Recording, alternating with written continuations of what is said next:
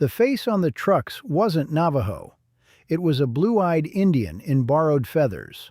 A white pinup painted on the side of a coast-to-coast empire that had nothing to do with the people whose name it wore.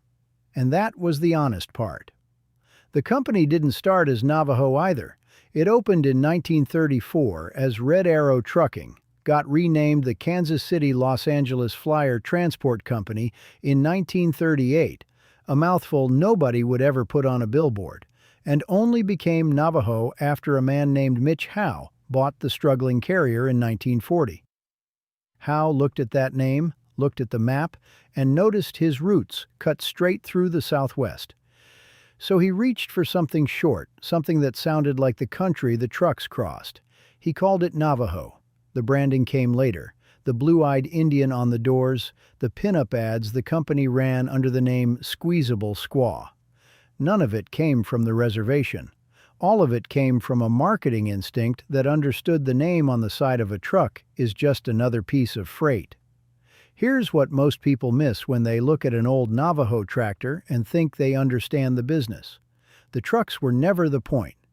In the regulated years, you could own 1,000 rigs and 100 drivers and still be legally forbidden from hauling a single crate from Denver to Boston.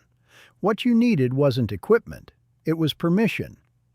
The Interstate Commerce Commission handed out that permission one route at a time. A carrier held authority to run specific lanes between specific cities, and if you wanted to run somewhere new, you didn't just point your trucks east and go. You went to Washington and fought for it, or you went and bought a company that already held the paper. A grant to run a given lane came close to a license to print money on it, shielded by law from any newcomer trying to muscle in. The rolling stock you could get anywhere. The authority was the real asset, and it was scarce on purpose. Navajo's rights started out covering the western half of the country, roughly California into Chicago. That made it a serious regional carrier and nothing more. So it grew the only way the rules allowed, by buying other carriers and swallowing their authority. The one that mattered most was a company called General Expressways, which handed Navajo the rights to run all the way to the East Coast and into New England. Piece by piece, a Western freight line turned into one of the few carriers in the entire country cleared to run coast to coast. That was the empire, not the trucks. A stack of government paper that said this company, and almost no other, may cross the whole map. For most of its life, the borrowed name never meant a thing. Then, for one winter, it did. In December of 1947, the actual Navajo people were facing starvation. A brutal winter had sealed off the reservation, snow choking the roads and cutting families off from food, and the crisis got bad enough that Congress voted a $2 million relief fund for the Navajo and the Hopi. Truck caravans loaded with food and supplies ran toward Gallup, New Mexico, in what people remembered as the Mile of Trucks. A line of rigs stretched down the highway hauling emergency freight to people who had nothing. Time wrote about it. Life photographed it. And by the accounts of trucking men who were there, some of the rigs running that relief were Navajo's own. That's the fair way to put it. The larger effort belonged to a lot of people. The Red Cross, citizens out in California and Utah, a whole trail relief association.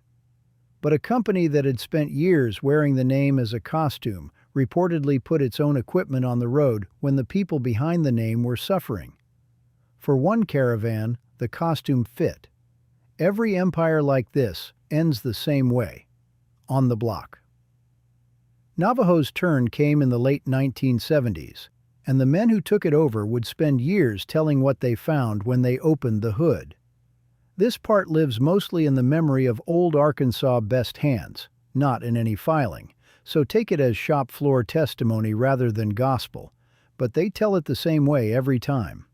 The good equipment had been pulled and swapped out for worn-down junk. 50 GMC Astro cabovers came over from Yellow riding on rubber block suspension so rough that Yellow's own drivers had been filing workman's comp claims over what it did to their backs. Wedge brake rigs rolled in with brake blocks that hadn't touched the drums in longer than anyone wanted to admit.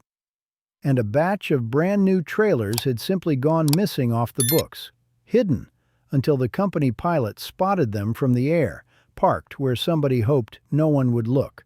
A fleet gets hollowed out like that for one reason. An owner getting ready to cash out has every incentive to strip the good equipment, move it where it does him the most good, and hand the next man the husk. Somebody up top already knew the value was never in the iron. It was in the paper, and the paper was about to change hands. The buyer was Arkansas Best, and by most accounts, the price ran around $15 million. For that, Arkansas Best didn't get a fleet of good trucks. It had just seen the trucks. It got Navajo's terminals, and above all, it got that scarce transcontinental authority, the coast-to-coast permission that by then belonged to only about 12 carriers in the whole country. The deal pushed Arkansas Best up to the 9th largest regulated carrier in the nation. On paper, it looked like buying a throne. The paper was the problem.